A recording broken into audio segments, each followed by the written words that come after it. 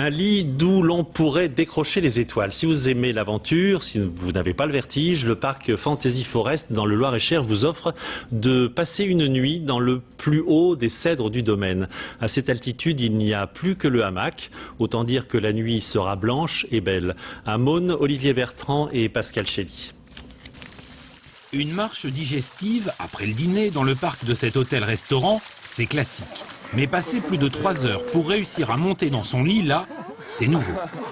Là où il y a des hamacs. Donc on va dormir tout en haut, tout en haut.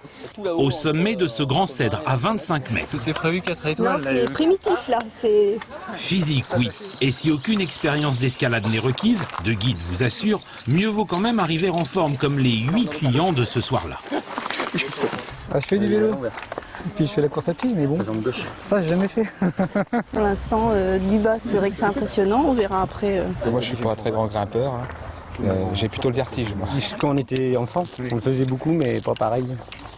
Bon, ça va là. Là on se rend compte de la hauteur. Première montée. Même en s'aidant de ses supports, ses prises d'escalade, même encordées et parfois aidées par Greg, grimpeur confirmé, eh bien franchement cela fait du bien d'arriver sur la plateforme, aussi haute qu'un 6e étage. C'est bon ? Ça va ?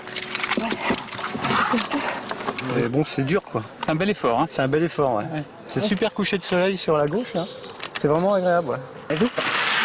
Mais à peine arrivé, hop, vous redescendez 100 mètres de tyrolienne au-dessus du vide. Je peux pas les faire monter directement dans les hamacs. Ils font un tour à blanc, ça veut dire que voilà, ils prennent la hauteur. On peut pas forcément les mettre tout de suite à monter de 0 à 20 ou 25 mètres. Les faire partir coucher dans un hamac, quoi. Il y a des sensations. Faut qu'ils prennent confiance au matériel et surtout en eux-mêmes, quoi. Tout le monde a été aux toilettes, c'est bon ? Ouais. Oui. Testés et approuvés par Greg, les 8 amateurs de sensations vont cette fois vraiment gagner leur lit, à condition d'apprendre une nouvelle technique. C'est-à-dire si je tire sur Patrick, ça commence à le sentir. Je sens bien, oui, ça.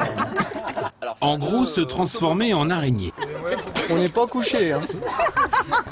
Une araignée qui grimperait pour la première fois le long de son fil. Malhabile, forcément.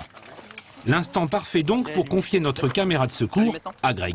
Alors comment vous sentez là-haut là ? En nage. En nage ? 1 heure plus tard, épuisés, ils s'installent enfin dans leur palace. Ça va mieux, quoi, surtout.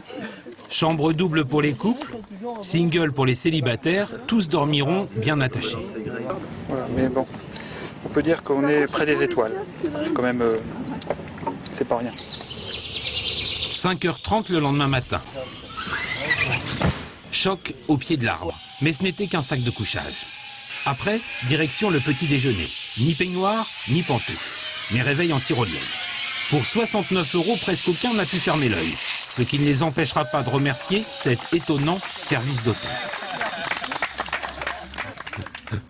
Ils sont complètement fous.